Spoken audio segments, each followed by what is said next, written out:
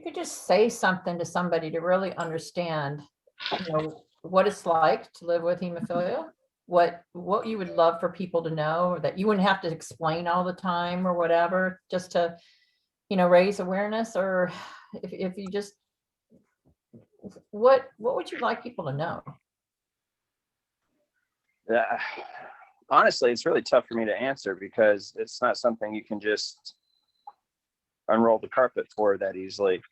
I mean, I guess I feel daunted by the question because every time I've encountered it in hospitals, it's been somewhat insulting. I mean, it's not that I take offense that they're uneducated. I take offense when they question me on, well, how do you know you have a bleed? How do you know you have hemophilia? And they look at me in a very condescending manner, like this fool shouldn't really be here. He's wasting my time. And I don't mean to stereotype him like that, but that's literally been my experiences. So like, honestly, education, that would be it. That sums everything up. Just take the time, or whoever's above them that pulls the strings needs to just take the time to make them see just for a second.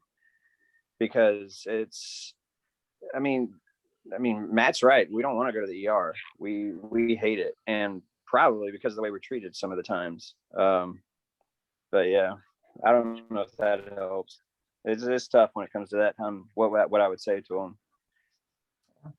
And so maybe that's why I haven't experienced it that much, because what I've always been to, I've always went to my doctor.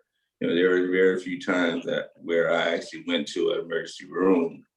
But the most thing, what a lot of people, when I talk to them, once that I mentioned, that I'm a bleeder, they're like, oh, you're gonna bleed to death.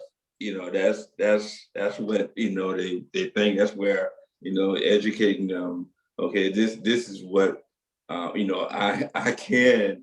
I'm not gonna bleed to death. I mean, I can, but just educate stuff like that, and then what to do.